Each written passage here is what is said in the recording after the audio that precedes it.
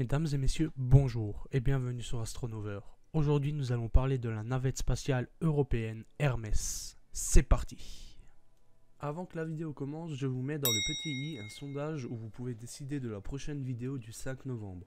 Donc alors n'hésitez pas à aller choisir votre sujet préféré. Sur ce, on peut commencer la vidéo. C'est parti! Hermès est un projet de navette spatiale européen qui fut abandonné en 1992. Le projet fut lancé en 1965 par le Centre national d'études spatiales, autrement dit le CNES.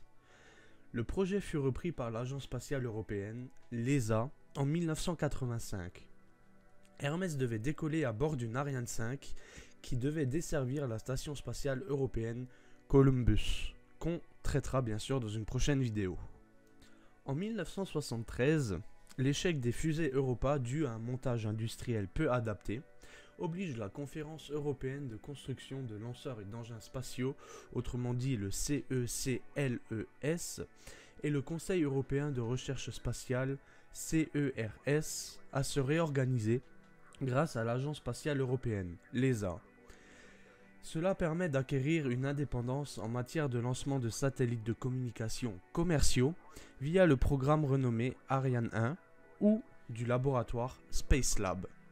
La fin des années 1970 et le début des années 1980 sont une période faste pour le CNES et l'ESA, grâce aux succès commerciaux d'Ariane 1. En 1977, le CNES lance une étude de faisabilité d'un avion spatial qui doit être habité, nommé Hermès, destiné à des missions de basse altitude, environ 200 km, sur une orbite inclinée à 60 degrés sur l'équateur. En 1984, Hermès présente toujours les profils d'une mini-navette spatiale.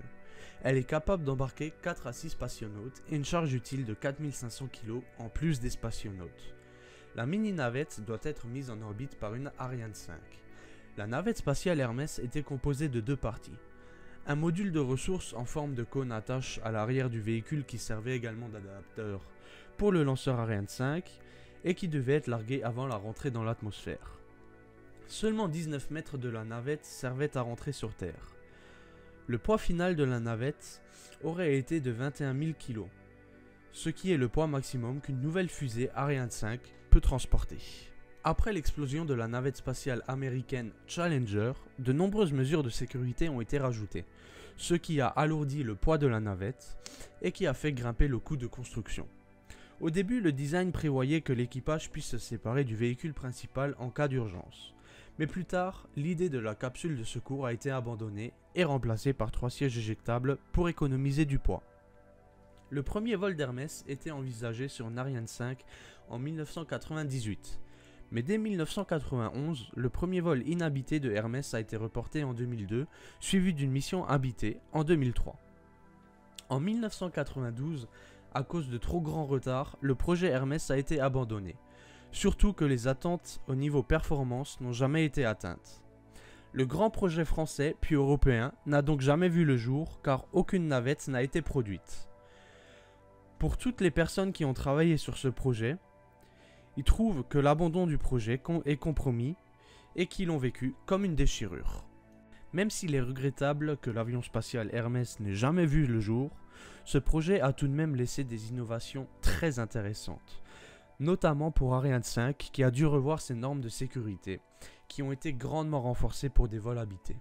Ce qui permet de dire que Ariane 5 soit d'une extrême fiabilité. Et voilà, c'est déjà la fin de cette vidéo, j'espère qu'elle vous aura plu. Je vous rappelle que dans le petit i, vous avez un sondage pour que vous pouvez choisir le prochain sujet de la vidéo du 5 novembre. N'hésitez pas à aller voter pour votre sujet préféré. Sur ce, c'était Astronover, n'oubliez pas de lever les yeux au ciel. Peace!